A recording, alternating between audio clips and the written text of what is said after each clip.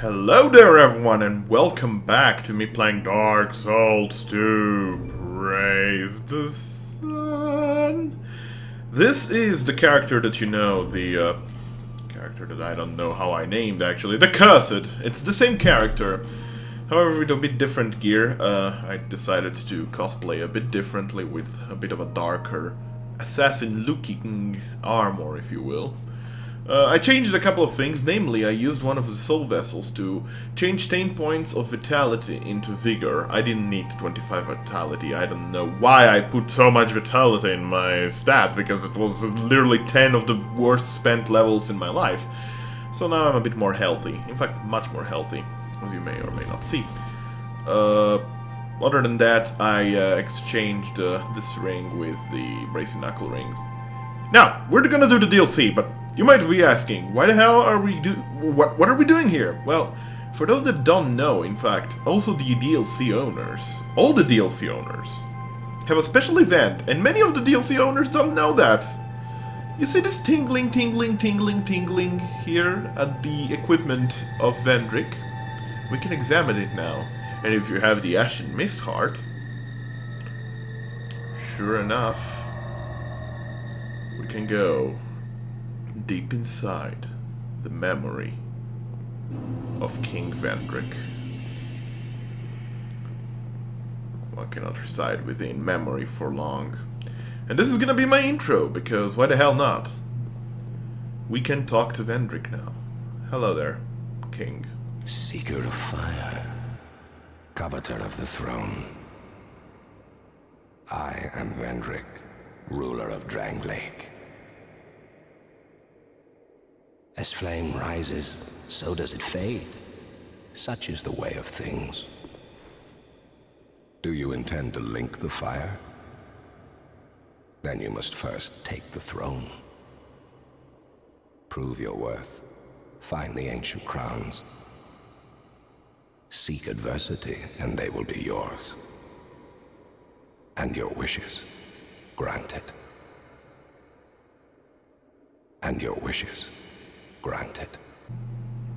The voice acting is top-notch, if you ask me. I don't know if this was cut content from the original game or if they added it as DLC, but it is pretty important to note a couple of things, mostly the way he refers to you. He knows exactly who you are, and he knows exactly how you came to be down here.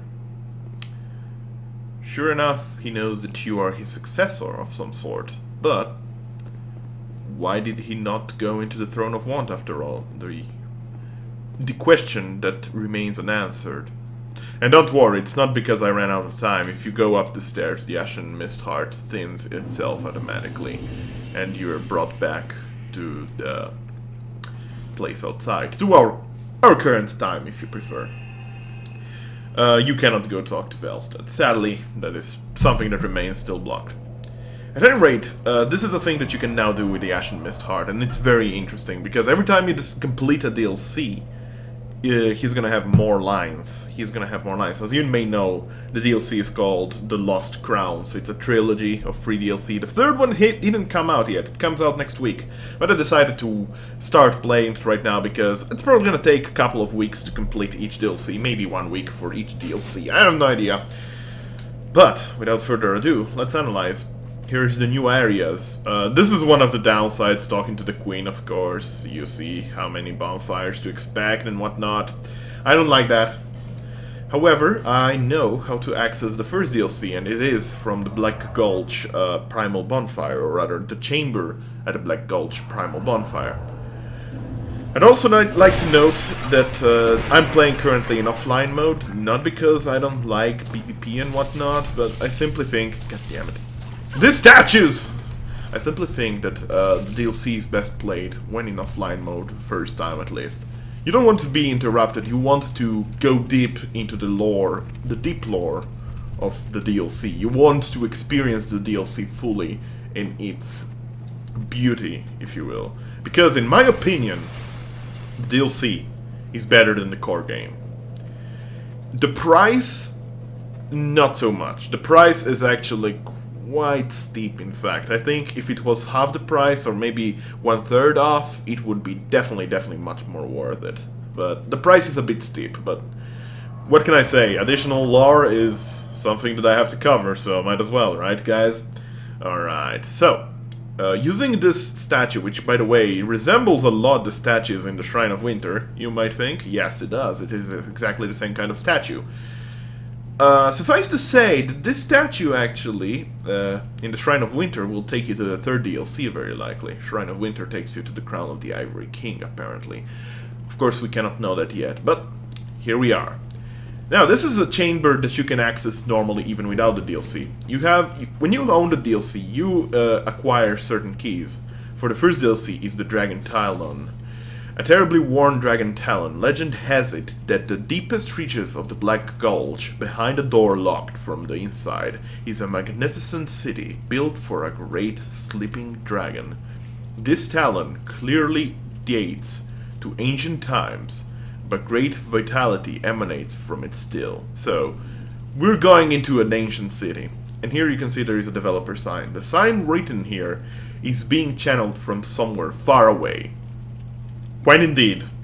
This is because this chamber here serves as a channeling chamber, essentially. For those that do not own the DLC, you can place your sign here, and the players inside the DLC will be able to summon you. How is this done exactly? Well, suffice to say that there is a couple of areas which are considered co-op areas, and you get teleported there.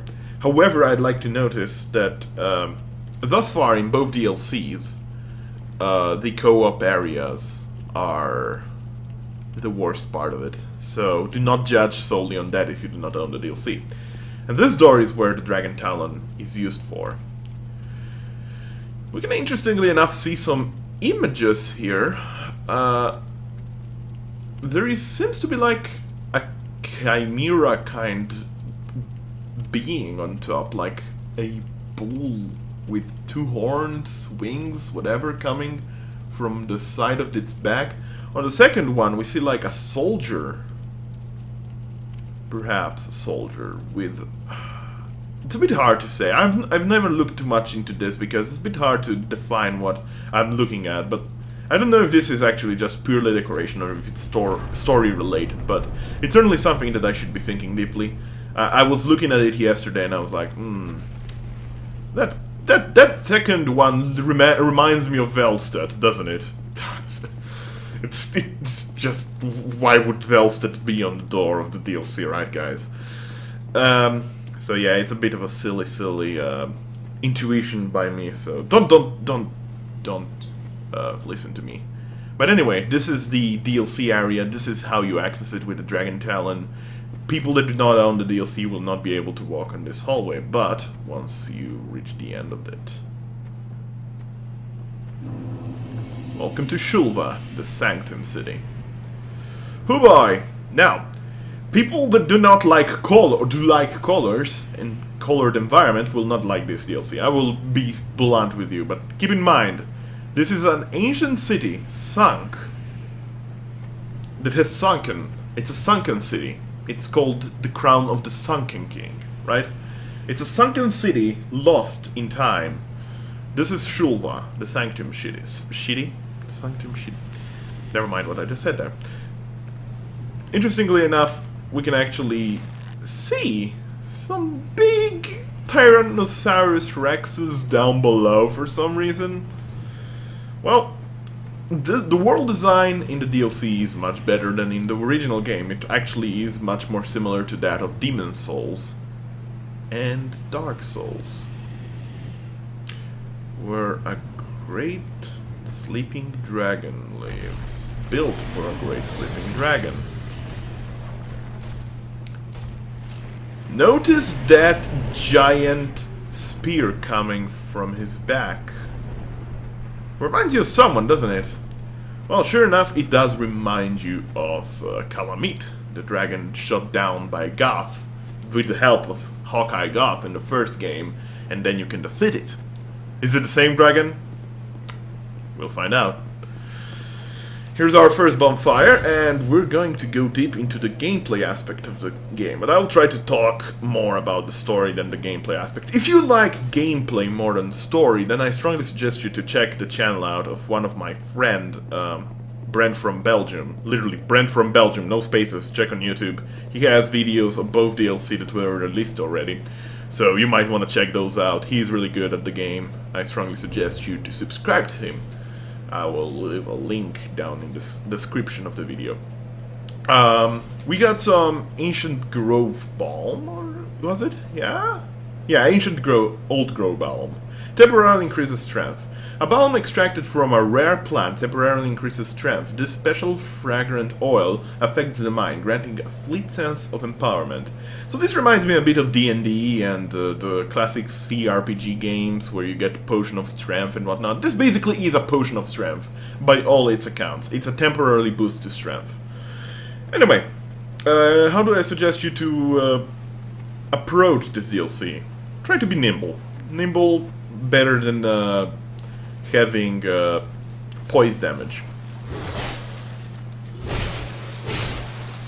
As you might notice, these guys, yeah, well, they have a decent amount of health, but they do seem to have a lot of poise. They do have a lot of poise, and that is their strong point.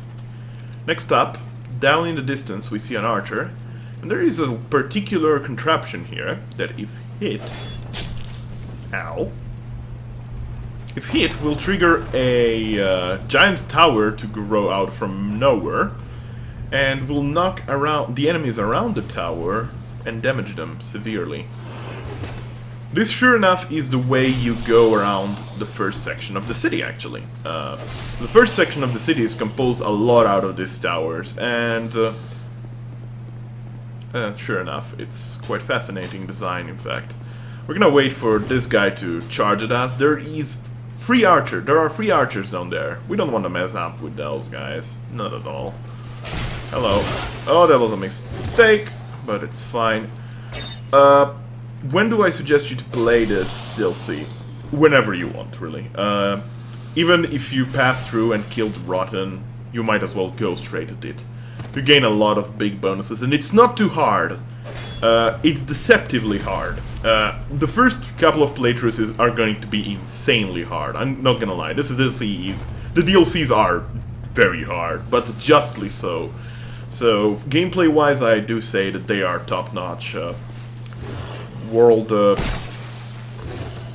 world looks top-notch. The design is top-notch. The story is also great. This is a separate story from the original game, so there is also that, but we'll go deeper into that once we meet a couple of people, a couple of bosses, and what you have. Alright. Haven't really played this DLC with dual wielding, however, I have played it with a Helix Halberd. I've played it with Dargon, my strongest character, literally, because his strength is high.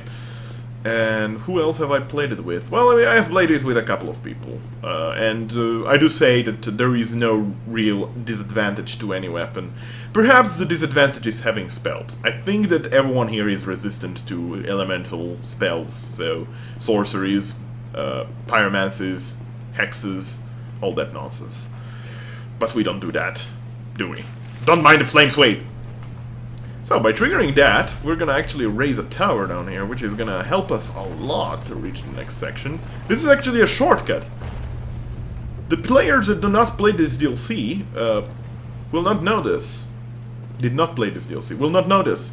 And they will just come over here and open up this shortcut. But you can actually shoot down the contraptions with the arrows, and you're gonna have a much easier time crossing them. It's as simple as that.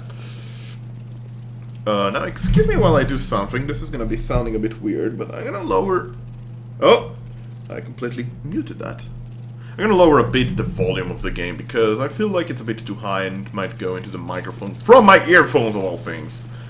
On this tower, we're gonna find ourselves a Poison Bite Ring +1, which is a new item. And sure enough, if you come from the Black Gulch straight here, it's a pretty easy way to come. Okay, be careful of these guys. These insects release acid, as you might have noticed, and I don't think they stop once they start releasing it. So try to take care of them as fast as possible, as fast as you can. And same here, this is a nest of those insects. You can see them from the top. You can take care of them quite easily before they actually Oh wow, that was a bit of a pain in the butt. What am I doing? Ow! Okay, I'm fine. I really need to be careful just about my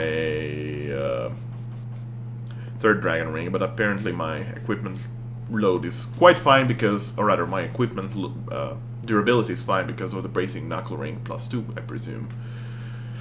So we got the gold fruit balm, as the name suggests. This temporarily increases faith. The special fragment oil affects the mind, granting a fleeting sense of empowerment. Pretty much. Alright, so we go up here. There should be... Was that the guy that I killed? I guess it was. There's one contraction here, and it's gonna actually open half the bridge that makes you cross here, but... Sure enough. Oh, never mind. I tried to jump. I failed. It's fine. We can always use this contraption. Hey. Oh shit. Let's try not to die here now, shall we? That would be foolish of me. Hey. Not cool. Okay, so that jump. Hello. Actually, was... caused me to have a tricky time there for a moment. And yeah, these enemies do a lot of damage. I'm not gonna say that they don't. However, they're very slow. They're really not fast. The biggest threats to you are essentially the archers. So you can go directly after the Black Gulch, but for lore purposes, I'd say once you meet the ancient dragon, instead of just going into the memories of the giants, you just go to the DLC. I think that it would be a nice addition to the late game. But it's really up to you. You can access it at any point of the game, other than the memory of the king, where you don't really get anything at all out of that. So there is that. Now, we're gonna cross here. As far as I know, these pods don't do anything. Don't break any your equipment or anything. But we're gonna go here, which is a nasty, nasty place full of vermin that I don't like. May they rot in hell. Hello. Didn't like to destroy that little hatched egg or whatever they are. Hey, die. Okay, taking care of them. Now we might be saying, but Lauron, you're chugging down this Estes like a crazy motherfucker. I am, but I think I know what I'm doing, guys. I think I know what I'm doing. Now, from here you can see several of those contraptions. Can we hit them, actually? I never tried to start sniping them from down here. That was a direct hit, in my opinion.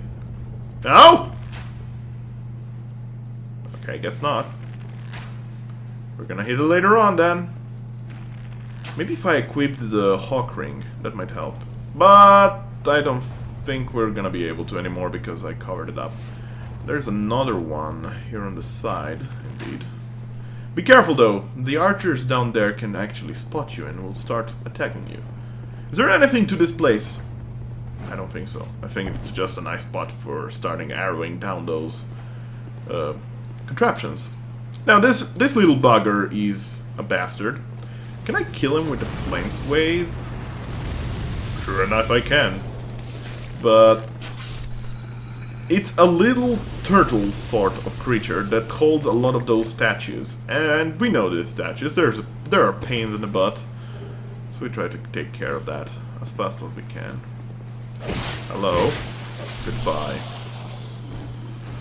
So I'm going to try to systematically clear out as much as I can out of this. I know I missed something in the back, and it's quite a nice drop actually if you come here early on. I will not lie to that on that.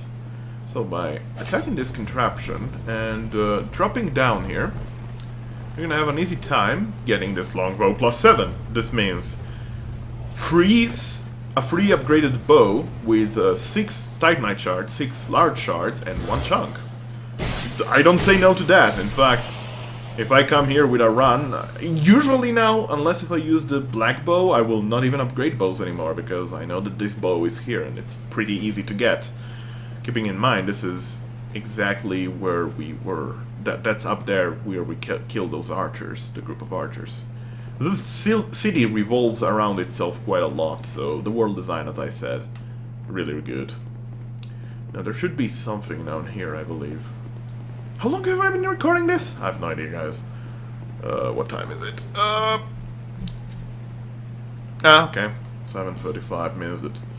I've been recording this for like 20 minutes now? Probably. Probably more. No clue. No freaking clue. Anyway, down here now. There's a lot of archers down this pathway, so do be careful of that. Do be careful. That's one of my mottos, isn't it? Around the corner here, you're gonna meet one of these mace assholes. By the way, every one of these people here will poison you with their attacks. Slowly but surely. Sanctum mace. I don't know if this is a guaranteed drop. I don't think it is. I think it's a chance drop. Now, another one should be coming sometime soon. But before that guy comes, we're gonna run through here and get this guaranteed Sanctum mace, of course. Now, Sanctum mace is interesting. Oh, I have already 3 of them, because why not? A mace wielded by Sanctum soldiers. This mace was corrupted by poison when Sin, the sleeping dragon, awoke.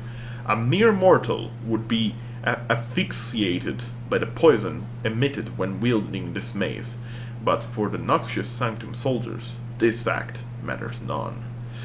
It is an interesting weapon, so every time you attack, the poison is gonna build up with you. It's like similar to the sight made from Priscilla in the first game. It's quite a heavy weapon. It requires 35 strength. It scales well with strength in general. I don't know if it's good or not. I never tried to use it. I never bothered using it anyway. Anyway, there's a drop down here. Magic bolts times 30. Now this is possibly the first tricky part of the DLC. What I like to do is run straight to the archer. Ow. Those were 2 full hits.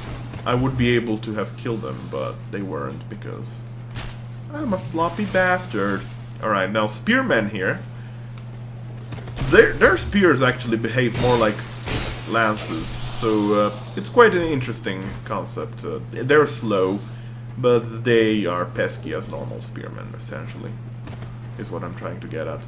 Now there's 2 more archers and a body down there of a spearman, which we're gonna wake up. 3 twinkling titanite, by the way, nothing to sneeze at. Now we're gonna take on this guy. With the cover of this ruin, we're gonna exploit the environment around us to kill them. We're gonna wait for our stamina to recharge, and as they're missing their arrows... Okay, apparently even 2 direct hits will not be enough to kill these guys. Okay, take out your sword and fight me like a man dead thing. Okay, you're dead. You're gone. See you later. Now there should be another contraption here that we have to shoot down. Should be that one that we actually weren't able to hit earlier. There we go. Is there more to be done looting here? Well, there is a couple of things we can get from the sides of this tower, but it's a bit tricky to get, and I think it's not very big. I don't think so, anyway. Now, I'm quite low on Estus, so I'll need to be careful, of course. By the way, these guys are pretty easy to take care of, but you have to hit their heads. So bow and arrow is the way to go. You just get a bow +7, might as well use it, right? Well, I think this one is better in all regards, simply because the scaling is better. And we have 14 of that dexterity. Now we're gonna use the silver cat ring, because we need it. Sure enough, if you check down there, there is a contraption that we cannot hit. And down there is a platform. And down there is a hallway. And down there is an interesting item, actually. That is a skirt. Spoiler, but, well, we're gonna get it in a couple of episodes. Maybe even next episode. Okay, so by dropping down here, you can shoot that, and you can go up here. Easy enough. Well, we went a bit over, didn't we? Sure enough we did, but still we lowered up this part. We get 5 torches here, nothing too big. However, down this hallway is gonna be something better. More of these guys, of course, why not?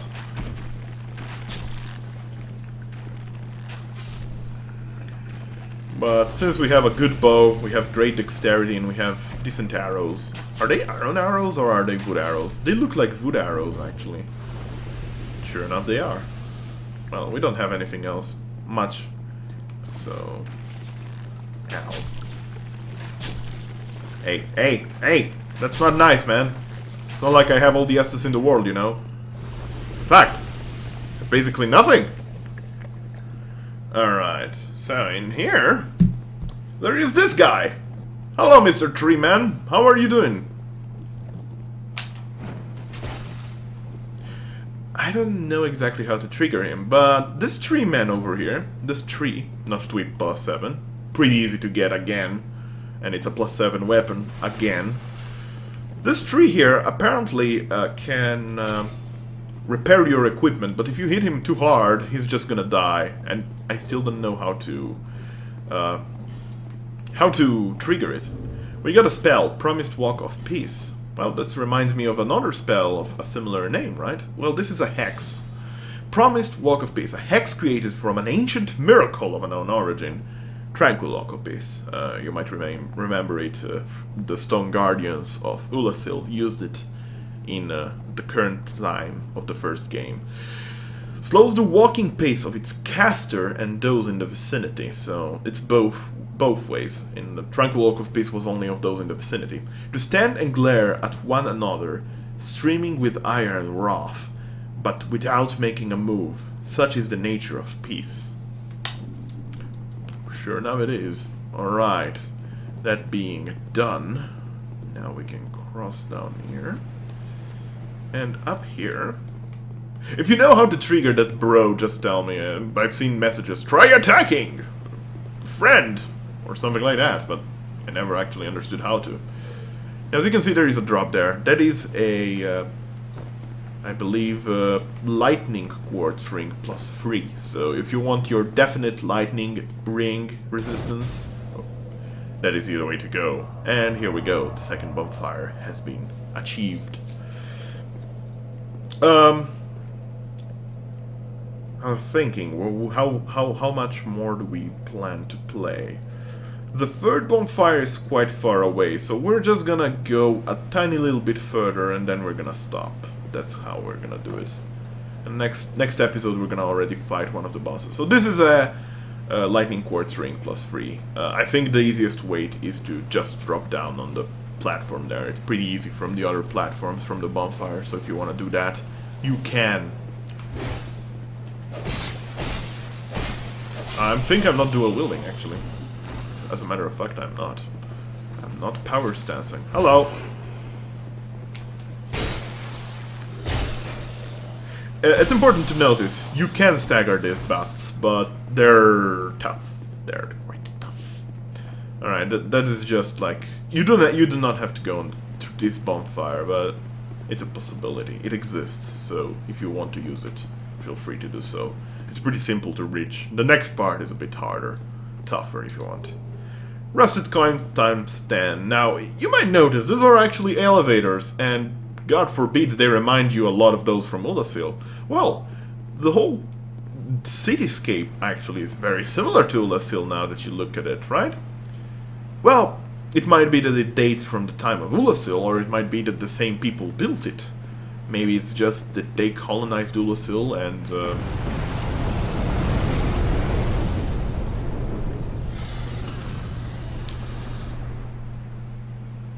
Yeah, maybe it's just that they colonized the different locations and Ulasil was one of them. Well, keep in mind that Ulasil might be one of the most ancient cities of humankind.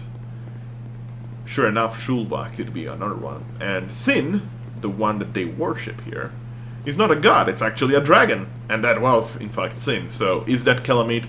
No, it's not Calamite at all. They have just a similar fated giant beam poked inside their back. And we are in the Dragon Sanctum. Now, getting the key to this door will actually make you go to the optional boss of the DLC. It's the only boss that it's not mandatory, and it is the co-op boss, as I called it earlier. It's called, well, the co-op boss. The co-op area. It's a bit disappointing, it's a bit of a disappointing section of the game, but it's still there, so if you want to play it, you can. Soul of a Great Hero and Dragon Charm, don't mind if I do. And we're gonna stop right here, right now. This is where we're gonna take a break. The path splits up into two. However, it sure enough will not be lasting too long. Thanks everybody for watching, and until next time, be well. See ya!